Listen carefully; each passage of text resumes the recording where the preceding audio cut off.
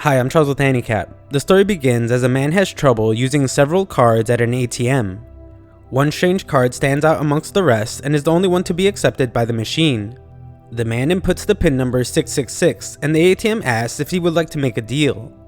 The man agrees, so the ATM strangely asks if he would like to choose an opponent. The man agrees once more and heads to the financial district in a vehicle with the same marking as the card. He ends up in a different world where another man named Mikuni observes all the people there. Mikuni questions if money is just money or is it something much more, or perhaps it's something much less. He asks someone named Q for her opinion, but she only cares about keeping her stomach full. For Mikuni though, he explains that money is the very thing that connects him to this world. He believes that this is true for everyone, but very few realize it. His thought is interrupted by a man named Masaki, who explains that the next day's deal has been moved to right now. Mikuni wonders what his opponent is like this time, and the two head to the meeting. There, he meets the man from the ATM who reveals that it's his first time, and Mikuni points out that he is a bad opponent for first-timers. The two begin their strange battle as Mikuni mocks the man for his choice in weapon. He explains that this isn't a good place to be gambling, but the man points out that he doesn't have money to gamble, but needs as much money as possible. Mikuni stops the man as he explains that he wants the same thing, and easily defeats the man. Back in the normal world, a boy named Yoga attends a class in a financial university as a girl named Hanabi observes him. She questions why he is studying so obsessively for a different class that hasn't even started yet, and Yoga explains that he likes to start early. Another student arrives to invite them to a drinking party, but they both decline, and Yoga later thinks about how parties are completely out of the question for him. Afterwards, Yoga sleeps on a train and we see that the man from the ATM is at the next stop. The man pauses for a moment but then runs in front of the train to take his own life. That night, Yoga speaks with his friend and explains that having secure finances and starting a secure family is his dream. He just wants to live frugally with a wife and kids, but his friend points out how boring that sounds. Yoga just wants to avoid living a worrisome life, especially now since the economy is doing so poorly. Yoga must leave work early though, as we see that he has another job. His other worker commends him for being young enough to work so much, but Yoga points out how it's nothing compared to those that risk their lives to raise a family. Just then, Hanabi arrives to tell Yoga about a test the next day that he didn't know about. Yoga explains that he didn't answer her call because he can't afford to keep his phone active, but she points out how he can afford it but just doesn't want to use money. Yoga points out that he is doing his best to support himself, and Hanabi feels bad that he doesn't have parents to pay for his college. Yoga wants to pay her back for bringing him some notes for the test, but she reveals that her boyfriend is waiting for her. Later, Yoga falls asleep studying for the test but wakes to knocking sounds at his door. No one is there at first, but Yoga is shocked when Masaki appears to introduce himself. He explains that he is from Midas Bank, so Yoga just tries to get rid of him, but finds that it isn't so easy. Masaki wonders if Yoga has ever considered borrowing money to achieve greater utility, but Yoga just says no and kicks him out. Yoga is upset as he barely got any studying done and shocked when he finds himself in another realm. Masaki explains that time stops in this realm and encourages Yoga to study to his heart's content. Yoga does just that as Masaki explains that a position for entrepreneur opened up at the Far East Financial District, and Yoga was chosen at random to take it. Yoga just ignores him so he can study, but Masaki points out how great an opportunity it is.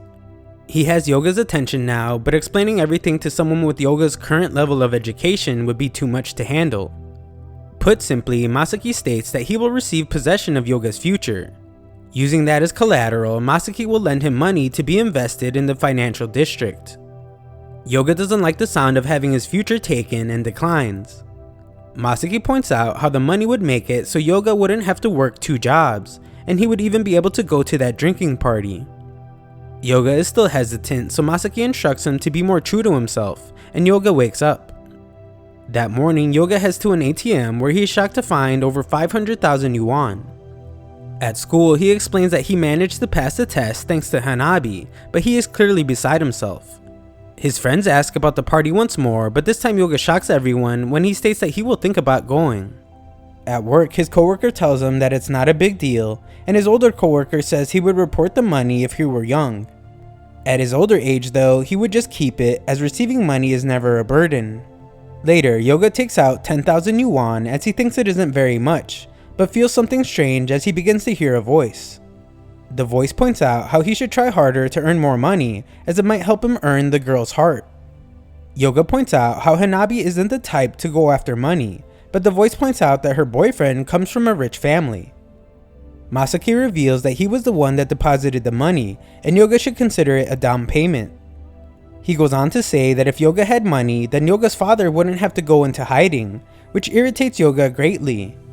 Masaki states that he might even be able to find his father with money, but Yoga has had enough. Masaki stops Yoga by showing him the Midas card, which he explains serves as an invitation to the financial district. Accepting it will allow Yoga to draw money freely from any ATM, but Masaki will take his future as collateral. Before Yoga can even realize what has happened, the card is in his hand, and he is being taken to the financial district. Once they arrive, Masaki explains that the monsters are called assets, which are beings that help entrepreneurs during a deal. Entrepreneurs must facilitate a deal at least once every week, and Mikuni wants to make a bet that this kid won't last very long. Masaki has Yoga look at the front of his card, and Yoga's asset appears to be given the name Mashiyu. Yoga can't help but notice the huge gap between his asset and the asset of his opponent in front of him, so Masaki explains that assets are the embodiment of an entrepreneur's future. Mashiyu forces Yoga to focus up as the fight is very serious, but must still rescue him as Yoga is a bit overwhelmed. She reminds him once again to focus up or he will go bankrupt. This confuses Yoga, and she explains that the screen with numbers is his available cash. His opponent's attacks are very powerful and easily find where Yoga is hidden. Mashiyu protects him again, but points out that it hurts a lot. Yoga just wants to give up, but she points out how if they do, then it's all over. More attacks force her to protect Yoga again, causing her to take more damage, as she begs for Yoga to run away. Mikuni watches on a screen as a man points out how boring their deal is, but as an information gatherer, it's a deal that can't be ignored. While Mashiyu heals, she explains that receiving a blow will decrease the amount of money he has. If he spends money to launch a successful attack, then he will profit. Yoga is still confused but doesn't like how his opponent has been attacking, and asks that she teach him how to fight. Just then, their opponent finds them and prepares his most powerful attack yet. Mashiyu instructs Yoga to slash his card while saying some words, and she unleashes an attack so powerful that it destroys the entire area. Everyone is shocked to see this, and Mashiyu is even amazed.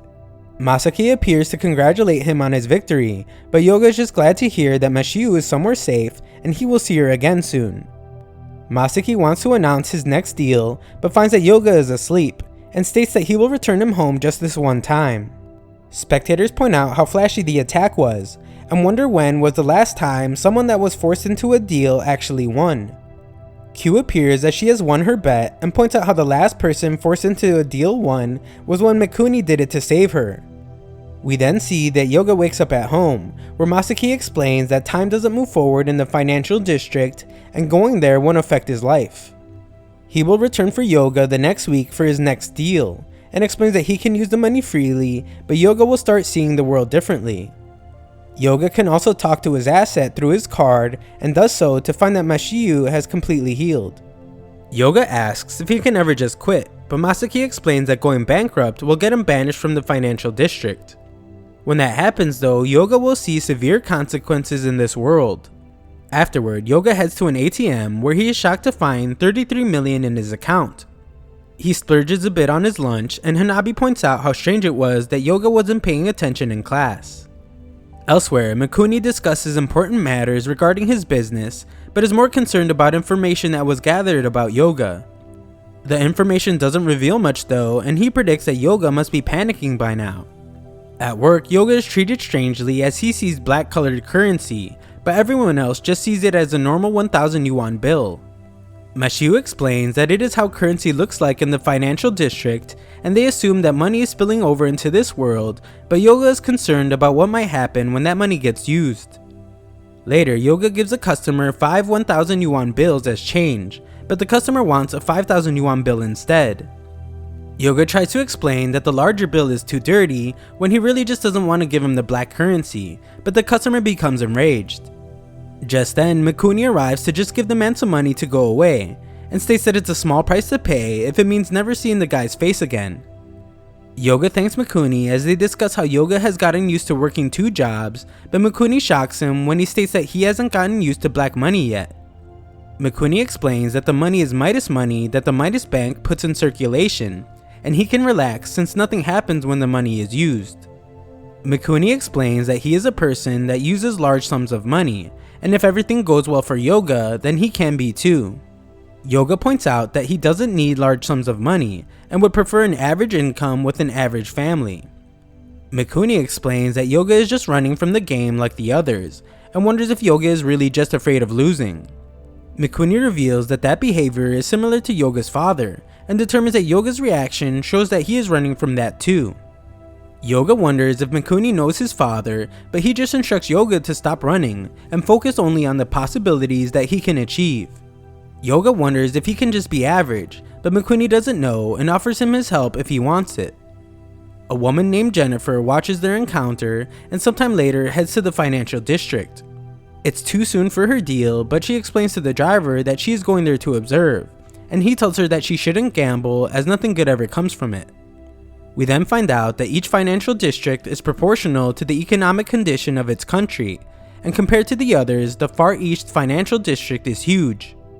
Her asset takes her to observe a deal, and she watches Mikuni while stating that he is leading the city by the horns. She recognizes that Mikuni is trying to win over Yoga, and a hunch she has is that the future resulting from Yoga's second battle will determine the city's future. 5 days earlier, we see that Yoga thinks about how he never wants to become like Mikuni, and Jennifer watches him closely.